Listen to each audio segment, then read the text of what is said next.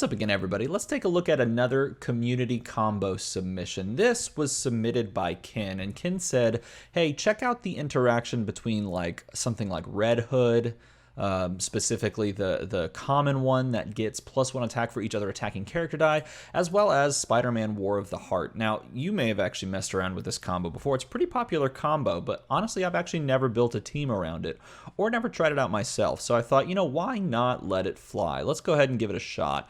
If you don't know this, Spider-Man War of the Heart says when he's attacking, your opponent must declare one blocker for each of your attacking sidekick character dice before they can assign blockers, you know, for your other attacking character dice. So essentially, if we can just fill our board with sidekicks, attack with Spider-Man War of the Heart and Red Hood, then Red Hood can get huge from all of the attackers, like 6 sidekicks plus the Spider-Man.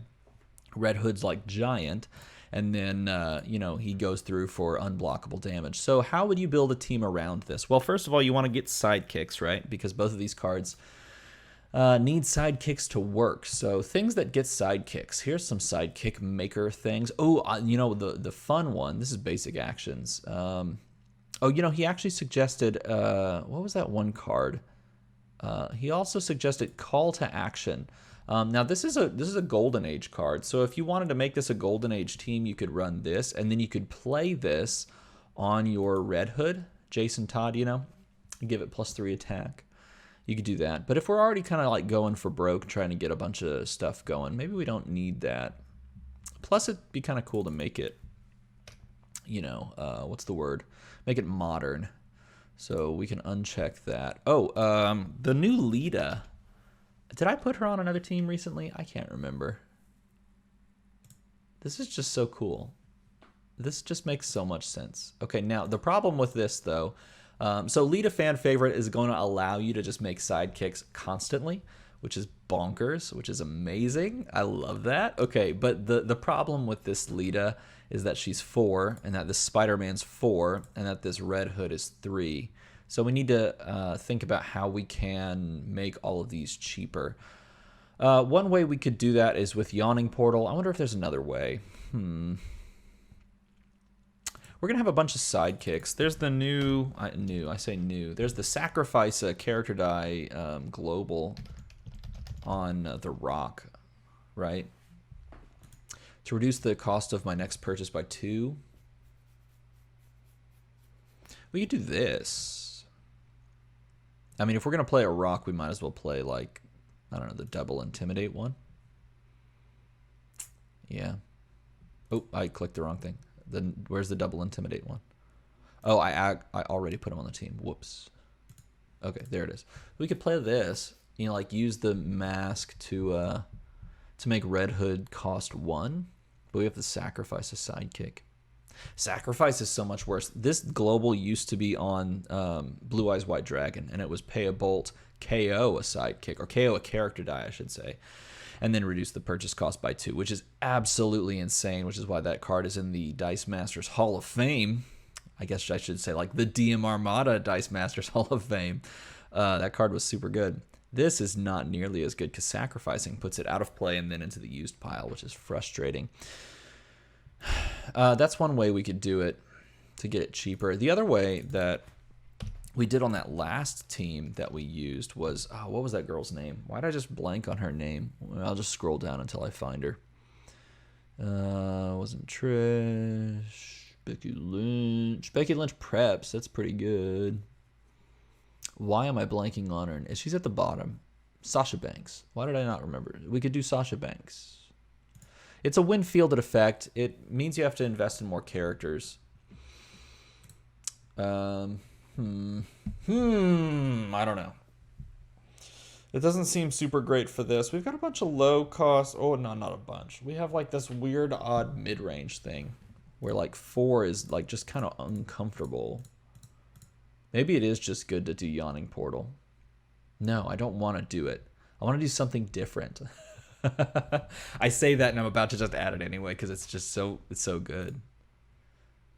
It's so good. Well, here's another way to field sidekicks. Do we need another way to field sidekicks? If it gives us ramp, it's tough because this card, like once you play this card, and oh geez, bump the mic much. Once you play this card, it just makes every draw 4 sidekicks, essentially, you know?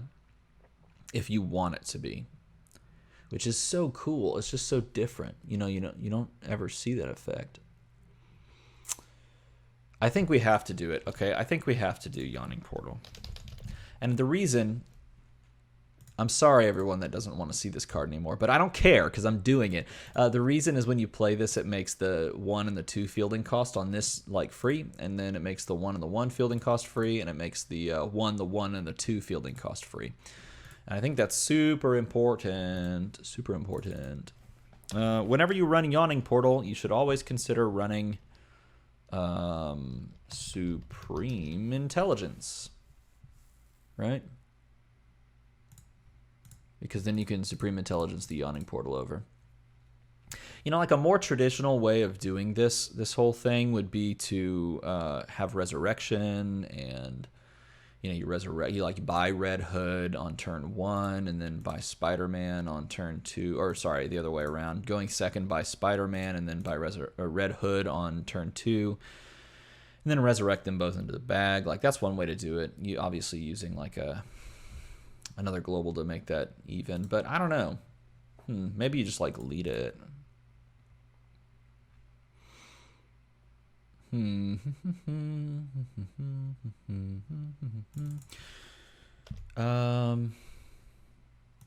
an interesting thing. If you put out a bunch of these things and then you play Techno, who can spin them all to bolts, but we're not using bolts. We're using them. We don't want to spin them. I know this is like,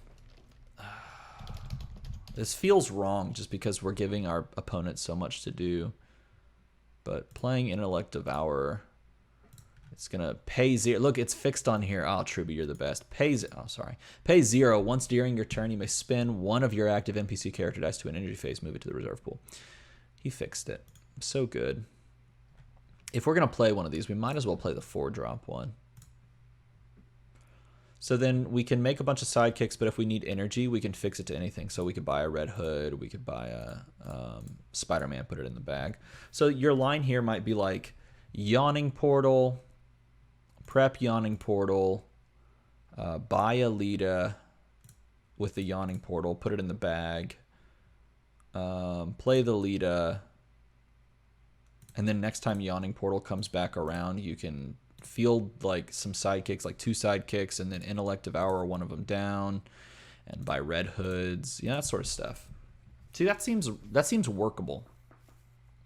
Here's some other things that you worry about.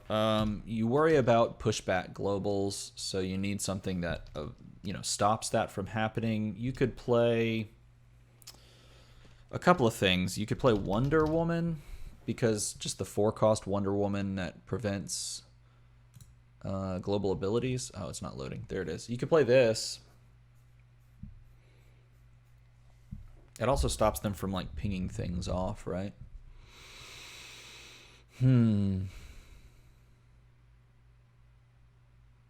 It's another 4-drop though. I mean, maybe the cheaper route is to just do the new school. What's her face? Istrid Horn. The new school. This one.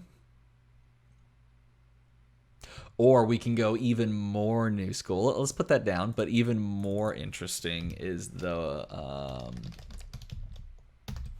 Eddie Guerrero. This one's better. This one's better. Eddie Guerrero's going on the team. Forget it.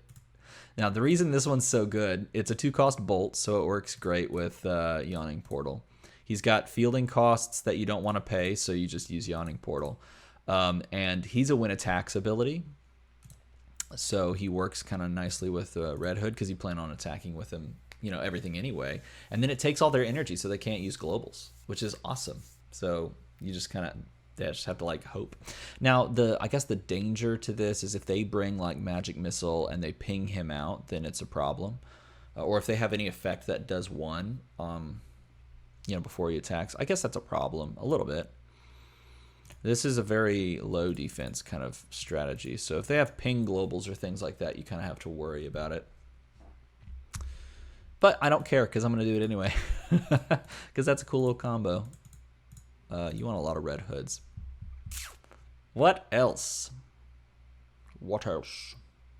The other thing you can do with this for like a basic action setup is like the simple instant war. If you wanted to go the action route, you could just play instant war. But the fact that we're avoiding that sort of entirely, except for the yawning portal, is kind of interesting. If they do have action hate like Scarlet Witch, how do you buy all this stuff? You can hard buy stuff. Do we still want Resurrection? I don't know. I don't know. What else is in this? This is a problem. That guy, well, I should have shown it. That's a problem if they have that. But are we thinking that they might? Probably not. I should make a point, like every video, I should make a point to talk about how this is literally the best die image in the game. So I will do that. This is the best die image in the game. Making a point. There it is. Let's see. Let's see. Let's see.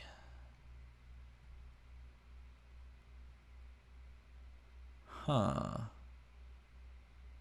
I mean, we really we could just include like Becky Lynch. We could just do this. Then we have 3 globals on the team. Now here's the interesting thing. This is an applied buff, meaning it. I don't think it. Well, is it an applied buff? I don't know.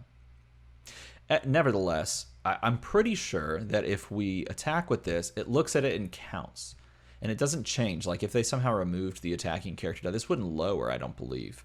So because it's an applied buff, you could technically run Splinter's Teachings. You could run this, and you could put his attack onto something else that's unblocked. I think we're doing that. And if that's wrong, then this is an easy cut, and you just put something else in its place. But that makes a ton of sense. Plus, because you're attacking on your turn, you can do this. Like you can spin a sidekick down to a shield after it's already been declared blocked. Spin a sidekick to a shield. Use Splinter's Teachings to bounce a Red Hood, really strong Red Hood attack stat onto your opponent's thing, and then use another shield, hopefully that you saved, to bounce it back to your side onto something else that was unblocked, right? So you have to do it twice.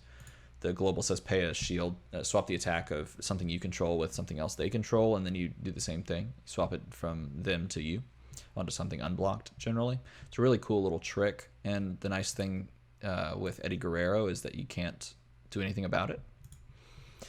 Because you took their energy, they can't like do anything back to you. So I don't know. Maybe you take this out. I think I will. Or maybe you take this out.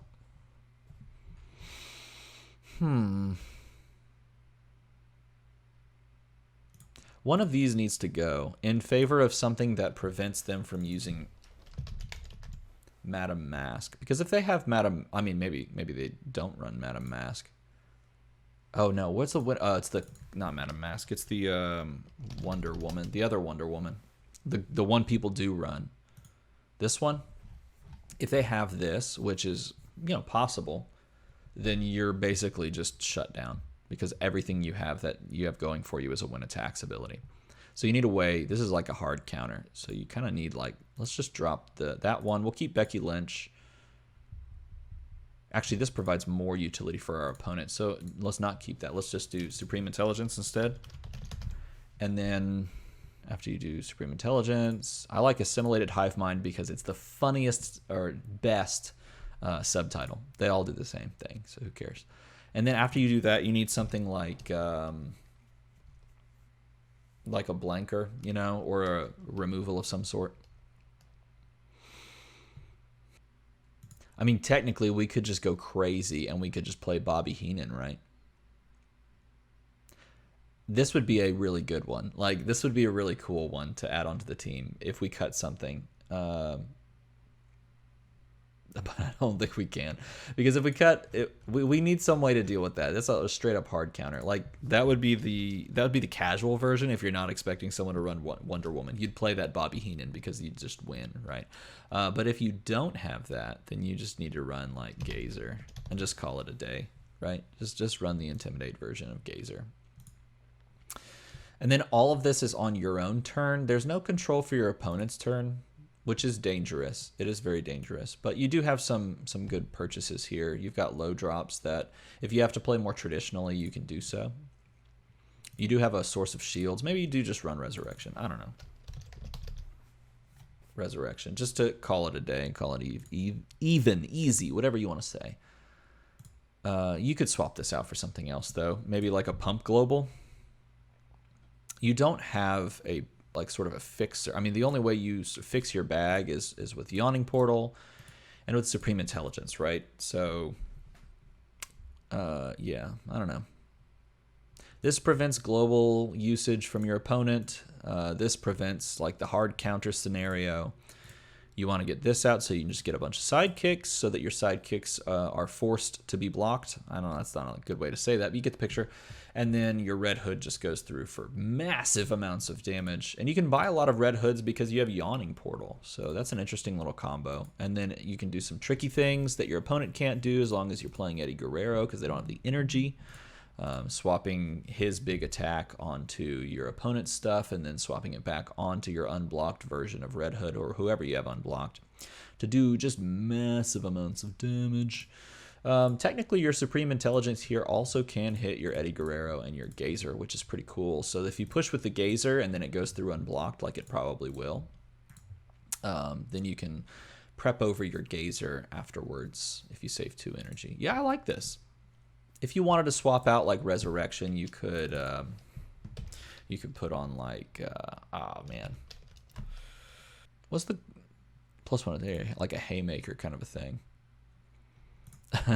If you make the room for it, you could just like go for broke and use the Ric Flair Global. You could Rick Global. You got your Rip Global from old school, and then you got your Rick Global. That's not confusing, but you pay 4, get +4 attack. That's pretty spicy. You'd have to drop a character, but yeah. I'll just put Resurrection back on there. So that's how I would mess with it. Oh man, this little thing over here is off the screen. Wonder how I can fix that. Make it smaller, I guess. I'd have to look at that. Anyway, this, I think it's because the boundaries. This used to pop down there, I think. Interesting. Anyway, tell me what you think about this team. What do you think about this combo? Do you like the construction? How would you change it if you had something to change? Feel free to let me know in a comment below. Thank you, patrons, for supporting the channel. If you want to hang out on Discord as well, there's a link in the description. You can come join the Discord. We're talking about Dice Masters. Right now, we're posting a lot of memes because memes are fun. And I don't know, I'm on a meme kick. I just want to create memes for things. So we're posting in the memes forum currently, which is pretty interesting. Shout out to Ross Foster for the really funny meme that he made recently. Check it out if you're interested. Hit the subscribe and the like button if you want to see some more stuff. We got more stuff coming out tomorrow and the next day, so feel free to do that so you don't have to miss out on it and keep checking back. It's just easier. Thank you everyone for watching. You guys are the best. I love you all. You're part of this family. Thank you. As always, thanks for watching.